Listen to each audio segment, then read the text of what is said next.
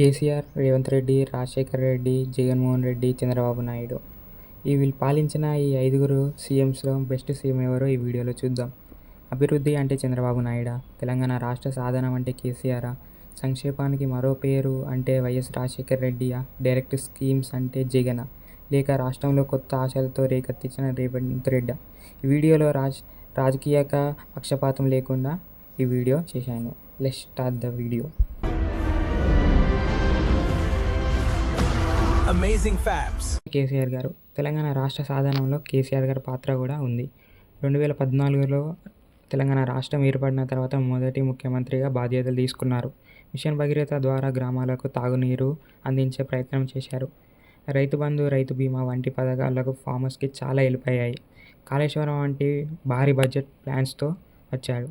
హైదరాబాద్ని అలాగే కంటిన్యూగా ఐటీ హబ్ లాంటి కానీ, మెట్రో కానీ, రింగ్ రోడ్ని పూర్తి కూడా చేశారు.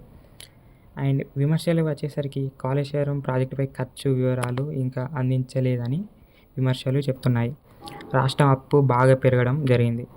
అండ్ తెలంగాణ రావడానికి స్టూడెంట్స్ ఎంత కృషి చేసినా వాళ్ళకు ఉద్యోగాలు అయితే ఇంకా వాళ్ళకు సాటిస్ఫై అయితే చేయలేదు. కుటుంబ పాలన చేస్తున్నారని విమర్శలు కూడా ఎదుర్కొన్నారు. రేవంత్ రెడ్డి 2023లో తెలంగాణలో కాంగ్రెస్ అధికారంలోకి వచ్చింది. పెట్టుబడుల ఆంక్షలపై ప్రత్యేక దృష్టి పెట్టారు. ప్రపంచ స్థాయిలో కంపెనీలన్నీ హైదరాబాద్ వైపు తీసుకురావడానికి ప్రయత్నం చేశారండి. అంతే, ఇంకేం లేవు ఇతని గురించి ప్రోస్. అండ్ నెగిటివ్స్ వచ్చేసి ఎన్నికల హామీలు పూర్తిగా అమలు కాలేదని విమర్శలు ఉన్నాయి. రైతు భరోసా అమలులో ఆలస్యం జరిగింది. ఉద్యోగాలు ఇంకా ఎవరికీ రాలేదు. అండ్ అభివృద్ధి ఫలితాలు కూడా ఇంకా ఏం పూర్తిగా కనిపించడం లేదు. అండ్ ఫ్రీ బస్ అన్నారు, కానీ అది కూడా చాలా డేంజర్గానే ఉంది. అని ఇతని కాన్స్ అన్ని ఇవ్వండి. 1995లో ముఖ్యమంత్రిగా బాధ్యతలు చేపట్టిన చంద్రబాబు నాయుడు హైదరాబాదును ప్రపంచ ఐటీ మ్యాప్లో నిలబెట్టడానికి చాలా కృషి చేశారు.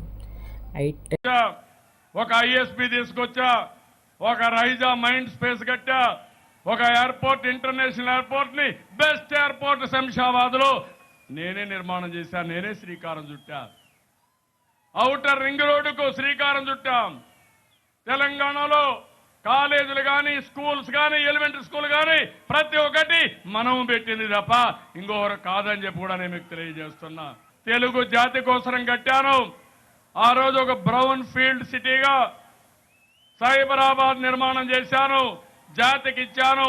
ఇప్పుడు అమరావతికి వెళ్ళాను, బ్రహ్మాండమైన గ్రీన్ ఫీల్డ్ సిటీ నిర్మాణం చేసి ఇంకొక సిటీ నిర్మాణం చేస్తానని చెప్పి ఓఆర్ఆర్ వంటి ప్రాజెక్టులు అతని పరిపాలనలో ప్రారంభమయ్యాయి. మైక్రోసాఫ్ట్, గూగుల్ వంటి పెద్ద పెద్ద కంపెనీలు హైదరాబాదు వైపు చూశాయి. రాష్ట్ర విభజన తర్వాత అమరావతి రాజధాని కళలను ప్రజల ముందుకు చంద్రబాబు నాయుడు పెట్టాడు. ఇంకా అతను డాక్టర్ గ్రూప్ లాంటి ఆడవారికి చాలా మంచి స్కీమ్. అయితే అమరావతి ప్రాజెక్ట్ పూర్తిగా కంప్లీట్ కాలేదు. అండ్ ల్యాండ్ విషయంలో కూడా కొంతమంది రైతులు అసంతృప్తి చెందారని కూడా వచ్చాయి. అండ్ అభివృద్ధి ప్రాజెక్టుల కోసం భారీ అప్పులు చేశారనే విమర్శలు కూడా వచ్చాయి. గ్రామీణ ప్రాంతాల కంటే నగర అభివృద్ధి వైపే ఎక్కువ దృష్టి పెట్టారనేది ఒక పాయింట్ కూడా. ఇవన్నీ చంద్రబాబు గారి విమర్శలు. సీఎం వచ్చేసి వైఎస్ రాజశేఖర్ రెడ్డి గారు. తెలంగాణ రాష్ట్రంలో సంక్షేమ రాజకీయాలకు కొత్త నిర్వచనం ఇచ్చిన నాయకుడు వైఎస్ఆర్. ఆరోగ్యశ్రీ పథకం ద్వారా పేదలకు వైద్యం అందుబాటులోకి వచ్చింది. ఫీజు రీయింబర్స్మెంట్ వల్ల చాలా స్టూడెంట్స్కి ఫీజు లేకుండానే కాలేజ్కి వెళ్ళే ధైర్యం వచ్చింది. రైతులకు ఉచిత విద్యుత్ అందించారు. జలయజ్ఞం ద్వారా అనేక సాగునీటి ప్రాజెక్టులు వచ్చాయి. గ్రామీణ ప్రాంతంలో ప్రత్యేక సంబంధం కలిగిన నాయకుడిగా గుర్తింపు వచ్చింది. ఇక విమర్శలు వచ్చేసరికి కొత్త ప్రాజెక్టుల ఖర్చులపై విమర్శలు వచ్చాయి. అండ్ కొన్ని ప్రాజెక్ట్స్ లేట్ అయ్యాయి అని కూడా కొంచెం నెగిటివిటీ కూడా వచ్చింది. అయినా కూడా చాలామంది ప్రజలకు ఇప్పటికి కూడా వైఎస్ఆర్ రాజశేఖర్ రెడ్డి అంటే గౌరవంగానే చూస్తారు. అతని తండ్రి పరిపాలన తర్వాత 2019లో భారీ మెజారిటీతో గెలిచారు జగన్మోహన్ రెడ్డి గారు. అమ్మ ఒడి, రైతు భరోసా, చేయూత వంటి పథకాలు అమలు చేశారు. వాలంటీర్ కమిటీ ద్వారా ప్రజలకు ఇంటింటికి తీసుకెళ్లే ప్రయత్నం చేశారు. డైరెక్ట్ బెనిఫిట్ స్కీమ్ వల్ల లబ్ధిదారులకు ఖాతాల్లోనే డబ్బులు పడేలాగా కూడా చేశారు.